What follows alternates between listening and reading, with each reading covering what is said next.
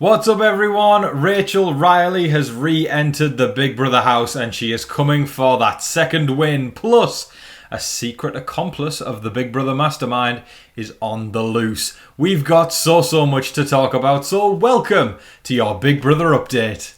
Right before we get started, if you are new around here, hit the subscribe button.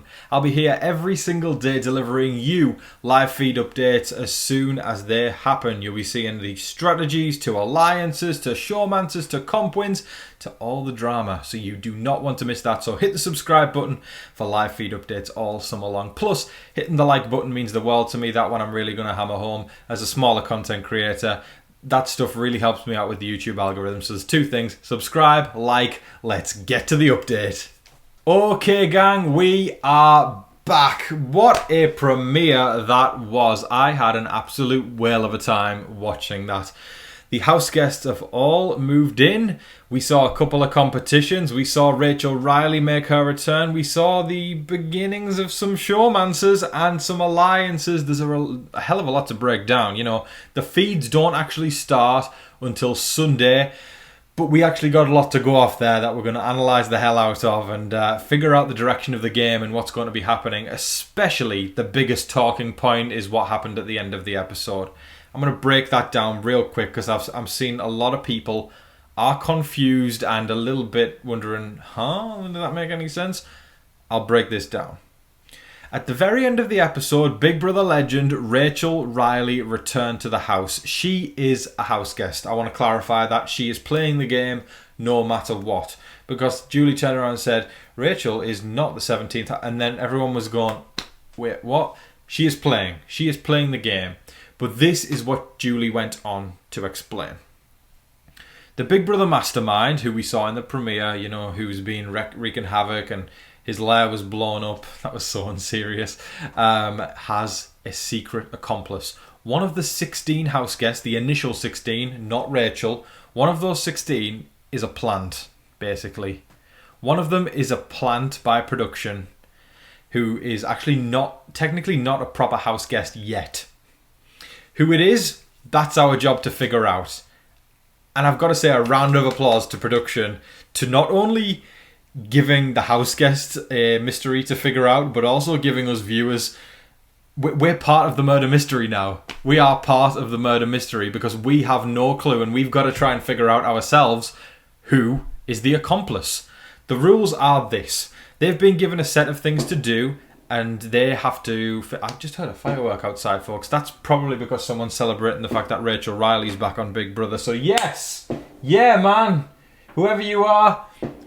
salute the fireworks. Rachel Riley is back. Perfect timing, guys. They're really going off. Honestly, it must be a 12 or 13 fireworks salute to celebrate the 13th season. Yep, there it is. There's number 9. Come on. 10. There we go. Thank you. And are we done? 11. There's 11. Come on. 12. That was her 9th place finish. And... oh, big finish there, 13th. Well done, Rachel Riley. Moving on from the neighbour, celebrating Rachel Riley's return. Basically, this is the rules. This accomplice has a secret set of missions. They have to finish these missions, and basically everybody else in this house is going to get a vote. They're all going to vote who they think the secret accomplice is. If they are voted and found out, they will not be a house guest. They will be removed from the house and Rachel becomes the 16th. If this person successfully gets away without people finding out they are the accomplice, then they will stay in the game and Rachel will be the 17th house guest. I love this twist. I am so freaking happy. I'm going to sip on my Dunkin' right now because... God bless Dunkin' Donuts. I am so excited. That premiere felt so fresh. It felt new. It felt like life was breath of fresh air. That's the best way to put it. Can we also talk about the production sets for the competitions? That was the best production set I've seen in ages on Big Brother. It's giving budget this year. We got Rachel Riley, we got a murder mystery, we got secret rooms, we got better production things, we got a new panel show, Big Brother Unlocked. It's a good time to be alive, to be a Big Brother fan. But wow. First thing we're going to talk about is a potential showmance. Mickey and Riley have definitely got the hots for each other. We saw that when they initially moved into the house, we had an individual DR from them each. And Riley's going, oh, Mickey's kind of good looking. Mickey goes, oh, I've kind of got my eye on Riley. Dun, dun, dun, dun. I've been really trying, baby. They are potentially going to get it on as the season goes on. Did I see that coming? No, I did not. That is potentially the most unexpected potential showmance I have seen in history. But the heart wants what the heart wants. And Mickey and Riley, I'm sure, will be having some shenanigans as soon as one of them wins HOH. Now, our first head of household of the season is Vince. Vince made a promise to Jimmy that should he win head of household, that he will not put him on the block, because Jimmy got to decide the 4 people who would compete in the head of household competition. So if Vince sticks to his promise, then Jimmy should not be on the block this week. But of course, we need to remember the motto of this show. Say it with me, folks. Expect the unexpected. I have no clue who Vince is going to put up on the block yet. We don't have enough context to say that. But I do have something to say about Vince. I am currently looking at 2 potential people to be the accomplice. And I'm going to take this as the time right now to throw it to you guys. I want to get a general consensus on what other people think. And let's see if everybody's thinking the same thing. Or maybe if there's a majority name, that might lead us to, I guess, that will probably lead us to figuring out what the house guests are going to vote. If we just run a flash vote right now in the comments section, who do you think is the accomplice? I'm looking at 2 people. And I want to see if specific names come up more than once. Vince and Ashley are currently on my radar. I could be completely wrong and going the other direction, but I see Vince was being pushed very, very hard in that edit. He is unemployed, and I just feel like that's an even bigger reason for CBS to scoop him up and throw him in the house and say, hey, we got an opportunity for you. And I also feel like he got a lot of airtime. I feel like they wouldn't have given the accomplice barely any airtime, because some of them barely got any airtime.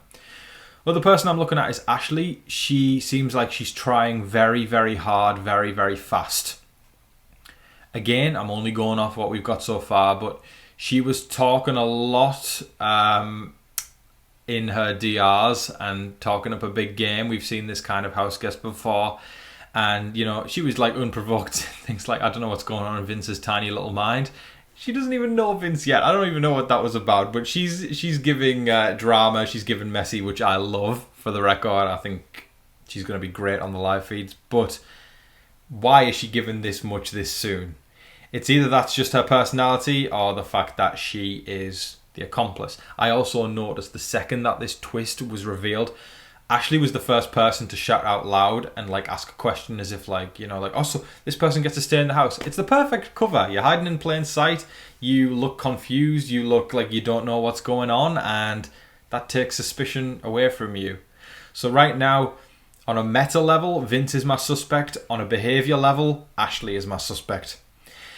It's crazy right now because I feel like if the live feeds were on, it would probably give away who the accomplice is, and maybe that's why they haven't put them on until Sunday.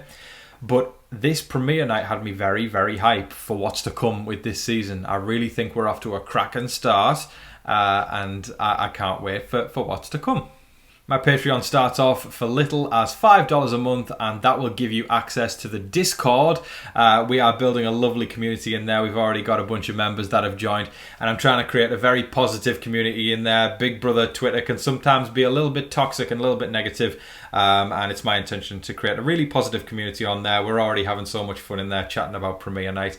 You get to chat with me in there if you've ever wanted to interact with me. We've got all that going on there. I'll be there for the conversation. We can share memes together as the summer goes on. But there's some even more perks already on the different tiers. We've got a Patreon exclusive series coming up. I'm going all the way back to Big Brother 2. I haven't rewatched that in ages, but I'm going back there and rewatching the game from the start. So if you want to join in there, that's an option on one of the tiers. Plus, you can have your name in the credits of every single one of my videos. Your name will appear on screen as credited. There's also a follow from me on Twitter. There's all sorts of tiers on there. So check out, see what you like. But no matter which tier you pick, you will be in the Discord, and I can't wait to chat. And we're really building a lovely community there.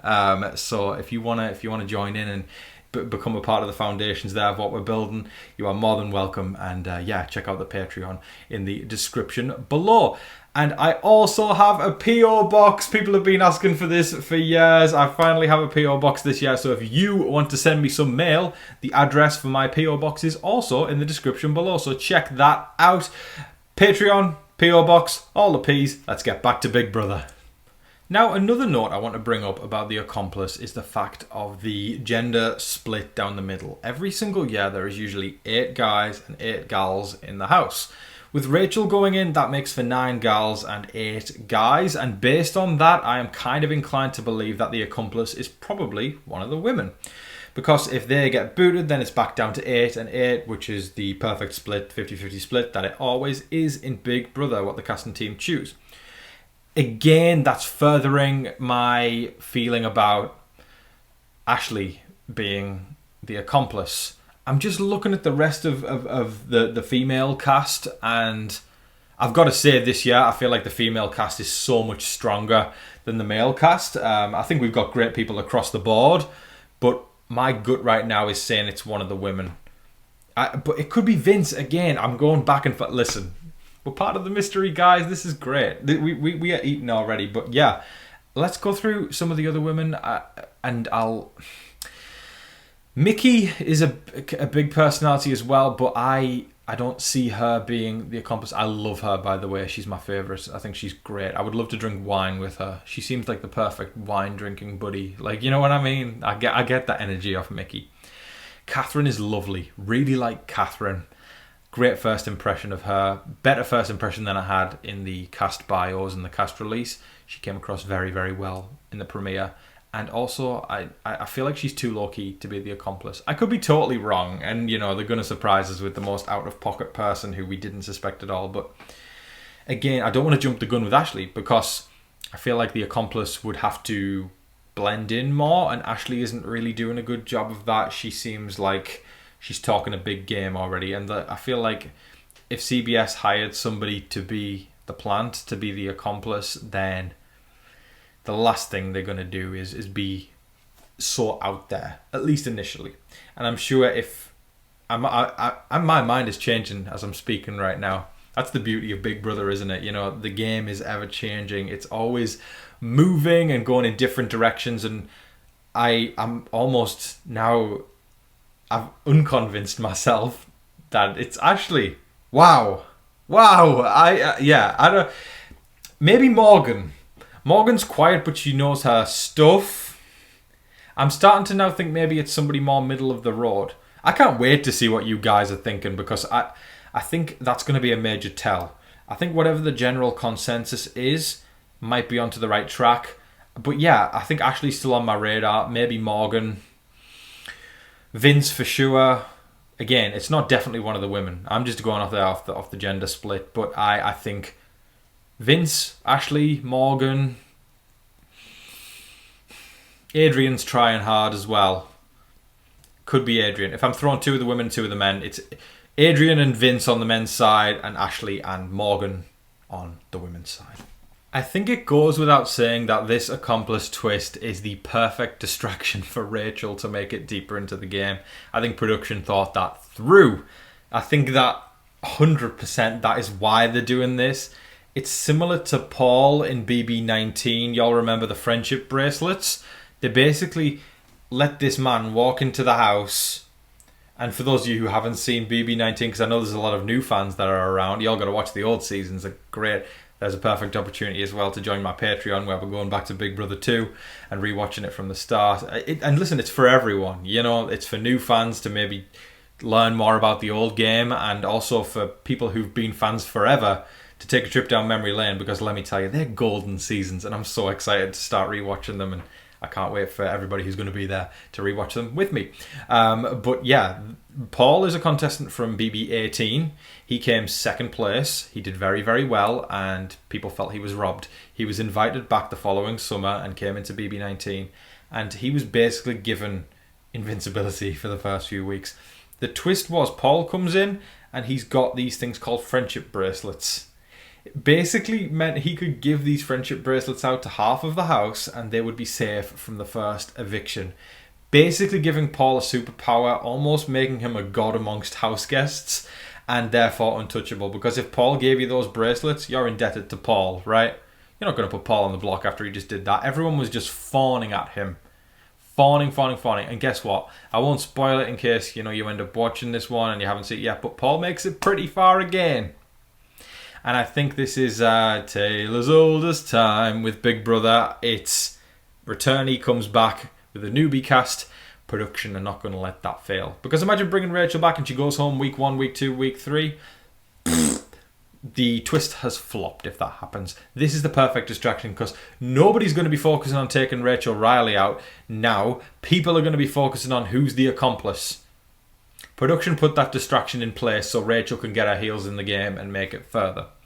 But for those of you who don't know Rachel, she's an old school player. She's known for bringing the drama. As was shown in the episode, she won season 13. She played on season 12, came 9th place, returned for season 13 and won the whole damn thing. She is viewed as one of the most iconic and polarizing players in Big Brother history. She is definitely, when people talk about the 5 most iconic winners, Rachel is always in that conversation without a doubt, arguably in the top 3 for most iconic winners. Not necessarily the best played winners, but in terms of characters, because quite a lot with Big Brother, the characters don't win. Tucker and Angela are evidence of that last year. They were the biggest faces. They were the biggest people that people will remember from last year. But did they go on to win the game? No, they didn't. Chelsea did. Chelsea was more low-key, she was more methodical, and she played a great game. In my opinion, one of the greatest games that Big Brother has ever seen. But was she a personality? No, she wasn't. Rachel is, and she won the game. That's what makes her stand out so freaking much, and she is here for that second time win. I've been comparing it to Survivor. Those of you who watch Survivor will know that Sandra was the first person to win the game 2 times, and that's been a flex for Survivor forever. They pull out the Queen every now and then because she's known as the Queen of Survivor. Sandra the Queen. She won the game 2 times and she's back to play again. Can she get that 3rd win? Can she get, all that kind of stuff?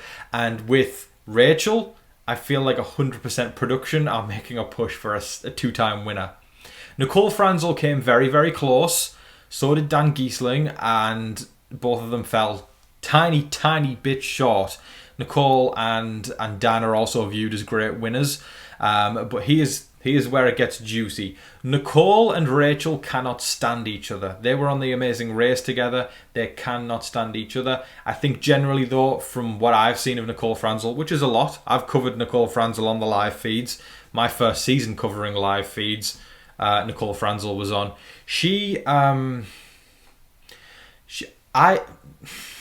I don't think she likes working with other women. I don't think she likes seeing other women succeed. Every single time I've seen her play, she throws all the other women under the bus and works with the men to get further. It's a perfect strategy because it works for her, but it doesn't take away from the fact that I don't really think she likes seeing other women succeed very much because she wants to be the one who does it. And I think as a result, Rachel can't stand her because of that. I think Rachel's more of a girl's girl, and I think if Rachel wins this season, that's gonna light a fire under Nicole to want to come back again. Because I've also been theorizing the fact that we've got the 30th season coming up in a few years' time, and I think it'd be crazy if Big Brother didn't make it to 30. I think that's going to be a big celebration. And for the Big 3-0, I see another All-Star season. If Rachel wins Big Brother 27, she will be the first 2-time winner of Big Brother. Yes, Nicole won Reindeer Games, but that doesn't class as an actual Big Brother win. It's a sub-win, I feel like. Props to her, she did amazing there, but it's not the 3-month game. And if Rachel wins this one, Nicole's going to want to come for that crown again, and they'll be butting heads probably in All Stars 3. Now, another potential showmance that we have in our hands is Zach and Lauren. I called this in the pre-season. I can vouch for that. I'm not just making that up. I've got my wonderful partner in the room right now. I'm gonna say, Sam, didn't I call that? Literally like a minute before they said it in the show. Yes. I mean, I'd thought it before, and then as soon as they arrived on stage, I said, Zach and Lauren, they're trying to recreate Matt and Mackenzie from last year. That was 100% my bet. And lo and behold, seconds in, Zach is in the DR and he's like, that Lauren girl, she's a cutie. Called it. Now, will Lauren end up in a showmance with Zach? Who knows, because we didn't get to see what she thought of Zach. But I feel like 9 times out of 10 with these things, when we see somebody in the DR, especially in the premiere, saying they're into somebody, within the next few episodes already, there is a showmance that happens. So showmance watch right now is Mickey and Riley. That is the most unexpected one of the century. Never would have called that. Zach and Lauren, on the other hand, saw that from a mile away, my friends. Zach, I thought that was so funny when he won the competition, the first competition, and Julie was there. And I didn't expect Julie to actually be there, by the way. I was expecting maybe a cardboard cutout, but she was working for the day there, folks. She earned her pay packet for the day there, so good on you, Julie. And then when he was doing all that cringe stuff, I was like, oh, a bit. But then he also had this really sweet moment where he was just looking up at Julie and smiling, and I was like, same, Zach, same. I would do the same if I was in the presence of Julie Chen Moonves. But we didn't really see a lot of Lauren. We know she's a super fan. She had a HOH robe on. I've always wanted a HOH robe. We need to start a GoFundMe to get Tom a HOH robe for the season. Send super thanks, folks. Listen, if we get enough super thanks, I will get a HOH robe from the Paramount Plus website, and I will deliver some live feed updates in a HOH robe. How's that, folks? Let's start with the super thanks now. But she had her own HOH robe, and I thought that was so cool. She knew who Rachel Riley was and was kind of blown away by it, and she has to keep her cool. Because she also talked about the fact that if she lets out that she knows Rachel or gives any kind of reaction to it, it's going to give away the fact that she is a super fan. Again, that's something I didn't see coming. Sip break.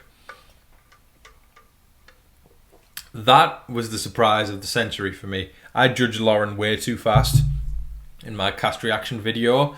And if you're still interested in seeing that video's a couple of uploads back. You can check out my initial thoughts on the cast. Definitely changing already, though. I'm telling you, it's going to be interesting comparing my initial thoughts to what I think now.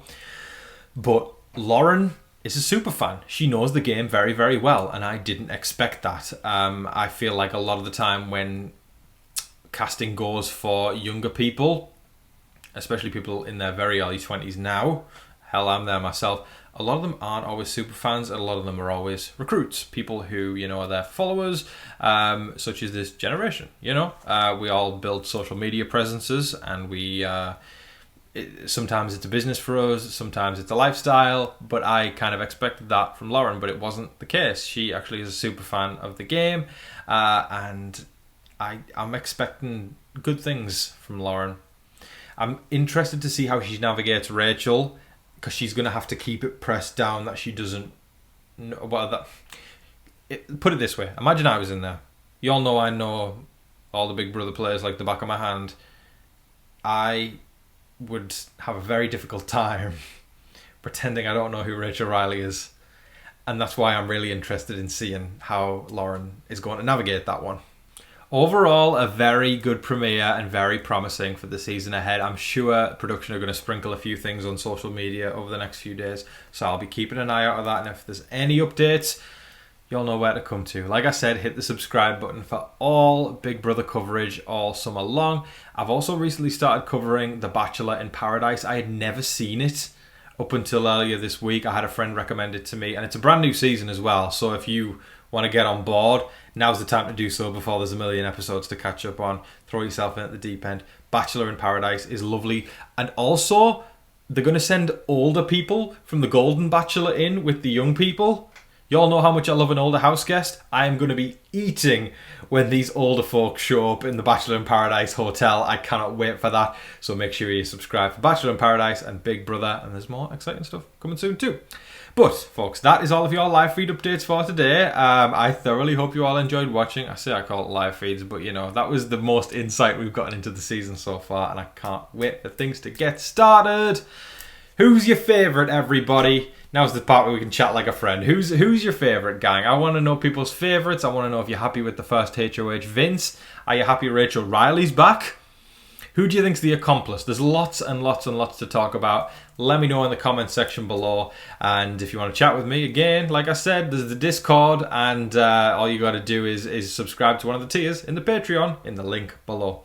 Thank you so much for watching, everybody. I hope that you're all staying safe, staying positive, and staying healthy out there. But until your next Big Brother update, I've been your host, Tom Vasey.